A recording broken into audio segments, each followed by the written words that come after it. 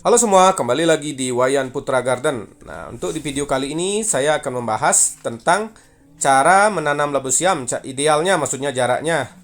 Karena banyak pertanyaan, berapa jarak menanam labu siam? Apakah 2 kali 2, 3 kali 3, 2 kali 3, 4 kali 3, atau 3 kali 3? Nah, jarak itu tidak salah teman-teman. Semuanya benar, tapi di sini saya akan membagikan pengalaman saya bagaimana caranya menanam labu siam agar cepat merambat ke atas seperti itu. Jadi kalau umpamanya terlalu jarang di awal kita nanam, nanti merambat ke atasnya yang susah. Jadi takutnya nanti bambunya udah busuk, labu siamnya baru menyebar kan, itu mubazir teman-teman. Nah, untuk itu tonton videonya sampai habis dan jangan lupa subscribe bagi yang belum subscribe. Soalnya channel YouTube saya kan masih baru. Tapi walaupun channel YouTube saya baru, pengalaman saya bertani udah lebih dari 10 tahun.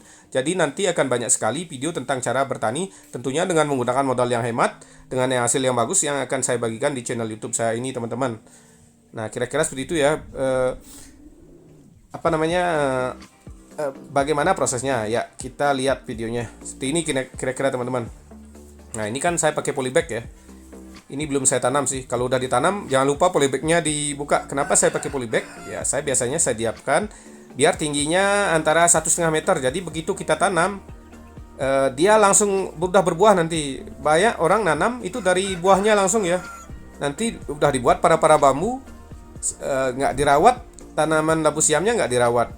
Para bambunya udah dibuat, nanti udah rusak para bambu, labu siamnya baru merambat. Nah, begitu berbuah langsung para-paranya roboh atau rangkanya ya. Ya, kalau ini nggak bisa roboh karena kita umpamanya nanam.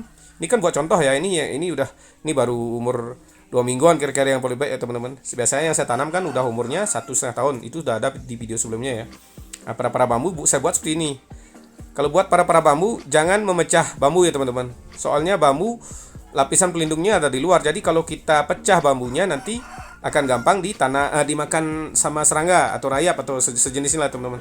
Nah, ini jarak antara di polybag ini dan yang di sebelah yang di pohon itu sekitar 3 meter teman-teman. Nah, jarak yang saya pakai di penanaman awal adalah kira-kira 2 kali 3 meter. Kenapa 2 kali 3 meter? Itu kan terlalu rapat. Nah, itu penjelasannya seperti ini teman-teman. Karena ini kan labu siam baru tanam, itu belum ada umbinya. Jadi jangkauan dia itu tidak banyak, cabangnya pun tidak banyak. Jadi ini saya buat biar cepat merambat. Nah, yang kedua, kita tanam labu siam itu tidak akan semuanya sama nanti buahnya. Ada yang berduri, ada yang jelek, ada yang penyok-penyok. Nah, nanti kita akan pilih setelah 6 bulan. Pokoknya kita tanam 100 lubang. Waktu 6 bulan kita pilih potong 25 aja ya, karena biar masih merambat ya. Kita potong 25, jadi sisa 75. Kita pilih yang buahnya bagus-bagus karena 6 bulan kalau kita tanam pohon besar itu udah pasti udah rapat. Nah, itu teman-teman. Jadi seperti ini ya para-paranya lebih jelasnya ya. Ini sebenarnya saya buat untuk tanaman markisa madu saya ya, tapi di sini saya contohkan ya. Nanti kalau saya contohkan di pohon labu siam yang udah merambat kan susah. Nah, seperti ini ya. Ini jarak yang sama yang tadi itu sekitar 3 meter. Nah, seperti itu kira-kira. Setelah 6 bulan, pamannya sudah menyebar, sudah berbuah, kita tebang 25% situ. Nah, ini yang labu siam saya yang umurnya udah lebih dari 12 tahun ya. Ini umbinya. Nah, ya kalau udah besar seperti ini dia sudah apa namanya? Cabang-cabangnya itu bisa merambat panjang sekali karena sudah ada umbi. Seperti itu. Yang baru tanam pasti belum ada umbi ke teman-teman. Makanya kita nanamnya harus agak rapat seperti itu. Jadi biar di atas cepat merambat. Nanti kalau udah di atas cepat merambat, ya otomatis juga buahnya banyak karena rapat ya. Kalau kita tanam baru awal langsung jarang, kadang dia nggak lama dia merambat, akhirnya lama nggak merambat ya duluan, sampai 6 bulan terus setahun nggak merambat rapat, jadinya ya duluan bambunya yang busuk, buahnya belum dapat seberapa seperti itu teman-teman. Nih kalau udah lama seperti ini kita naikkan batangnya, jangan sampai lebih dari 10 ya teman-teman. Karena dari umbi ini kan terus kalau subur akan terus tumbuh yang baru lagi, tumbuh yang baru itu bisa sampai puluhan. Nah, yang tumbuh yang kecil-kecil yang baru jangan dibuang, itu bisa dijual atau dimasak karena pucuk yang dari si umbi ini enak ya teman-teman. Itu teman-teman.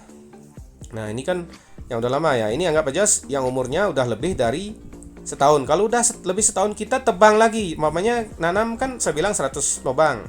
Umur 6 bulan kita tebang 25. Nah, yang umur setahun, yang udah setahunnya kita tebang lagi 25. Jadi sisa pohonnya 25% ya teman-teman. Jadi yang kita tebang 25% tentunya sudah sekarang sudah Jepang atau labu siam yang unggul ya, yang buahnya jelek, yang agak berduri sudah kita tebang. Kenapa kita nanamnya labu siam yang nggak berduri tapi berbuahnya kalau kita tanam dari biji bisa berduri? Ya itu karena bantuan penyerbukan dari serangga ya teman. Jadi kalau kita nanam labu siam yang berduri, kadang bisa muncul yang persilangan ya, yang agak berduri sedikit gitu. Kadang kita tanam yang mulus, yang jenis Thailand kan mulus, nanti kalau ditanam bisa ada yang banyak berduri. Jadi kalau kita tanam banyak, nanti kita bisa sortir, kita sisakan labu siam yang unggul, yang buahnya lebat, yang buahnya mulus-mulus. Jadi makanya labu siam yang di saya ini buahnya bagus seperti itu teman. Itu karena memang disortir, tidak langsung ditanam. Walaupun ditanam kita bagus-bagus, itu hasilnya tidak akan bagus semua. Kadang bisa jadi tumbuhnya yang biru, yang putih seperti itu, karena itu persilangan dari serangga atau dibantu oleh serangga ya, kadang-kadang seperti lebah atau sejenisnya lah teman-teman.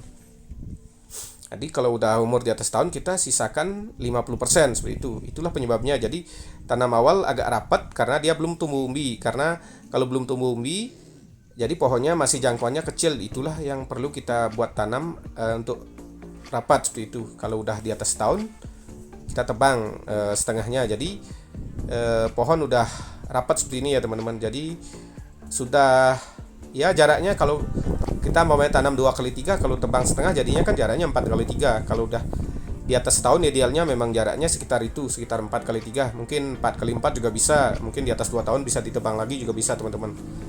Jadi karena umbi semakin besar, jadi pertumbuhan pucuk yang di bawah itu, batang baru yang di bawah itu lebih cepat teman-teman. Tentunya dengan perawatan yang bagus dan tidak kena banjir ya teman-teman. Makanya saya bilang labu siam yang umurnya ini 12 tahun ya, di sini kan pegunungan, tidak pernah kena banjir. Jadi kalau kena banjir juga bisa busuk itu umbinya teman-teman. Jadi bisa mati ya kalau banjir.